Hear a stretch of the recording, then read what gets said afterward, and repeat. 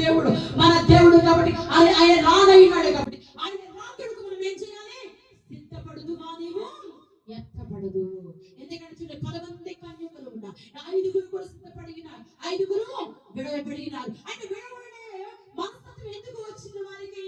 వారిలోని ఎందుకంటే సోమరితనము, చేద్దాము చూద్దాము, ఎవరి కొరకు చేద్దామని, వెళ్తామని, ప్రార్థన చేద్దామని, ఇంకా సమయం ఉంది కదా, నాకెందుకు, వీళ్ళందరూ వస్తున్నారని ఒక ఆలోచన కలిగి ఉన్నారు. సిద్ధపడిన వారు దేవుని మాట మనకు కావాలి, కానీ మనం సిద్ధపడి ఉండాలి. అన్ని కూడా సిద్ధం చేసుకున్నారు కాబట్టి దేవునితో వారు మరి ఎత్తబడి ఉన్నారు. ఇప్పుడు సిద్ధపడే హృదయం దేవుడు మనకి ఇచ్చినాడు, సిద్ధపడే కాలం మనకి ఇచ్చినాడు, ఆయన కొరకు ఏదో చూసే సమయం ఇచ్చినాడు. ఆ సమయం మనం ఏం చేయాలి?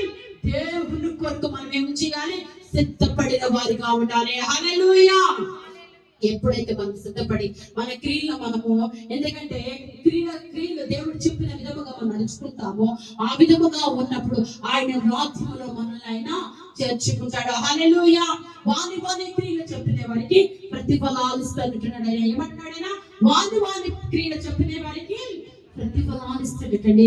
నీకు క్రియలను బట్టి, నీ బిడ్డల క్రియలను బట్టి, నీ భర్త క్రియలను బట్టి, నీ కుటుంబంలో ఉన్న వారి క్రియలను బట్టి వారికి క్రియలు చొప్పునే ప్రతిఫలాలు ఇస్తాడు. నువ్వు చేస్తే నీ బిడ్డకు, నువ్వు బిడ్డ చేస్తే నీకు, నీ భర్త చేస్తే నీకు, అలా కాదు. కానీ ఎవరు చెప్పినాడు?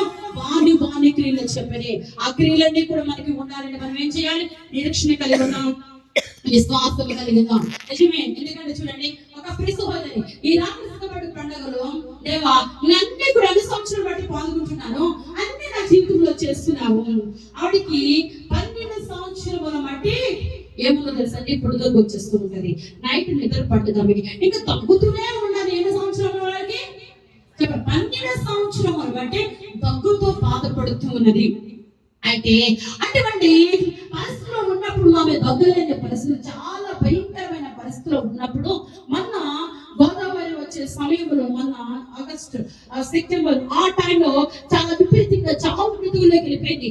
ఎందుకంటే వాళ్ళ చుట్టూ కూడా వాటర్తో నిండిపోయి గోదావరి మధ్యలో వీళ్ళు ఉన్నారు. ఇంకా చల్లటి వాతావరణం, గాలి, వర్షం, ఇంక ఈ విధంగా చాలా ప్రమాదకరమైనది. అయితే 12 సంవత్సరాలు బట్టి తగ్గుతున్నామే. రాకడ సిద్ధపడ్డ పండుగలో ఒకటి సమర్పించుకున్నంత ఏమనుకుందంటే, ప్రభువా నాకు ఎందుకంటే ఇన్ని సంవత్సరాలు బట్టి నేను ఈ వ్యాధి బాధపడుతున్నాను, నేను ఎన్నో కార్యాలు చేస్తున్నది, ఎన్నో సాక్ష్యాలు వింటున్నాను, ఒక్కసారి నన్ను తాకవా, ఒక్కసారి నన్ను ముట్టవా, ఒక్కసారి నన్ను స్వస్థపరచువా అని. అలాగే రాజధానులకు ఫోన్ చేసి ప్రార్థన చేయించుకున్నారు. అలాగే మేము కూడా ప్రార్థన చేయడం జరిగింది. అలాగే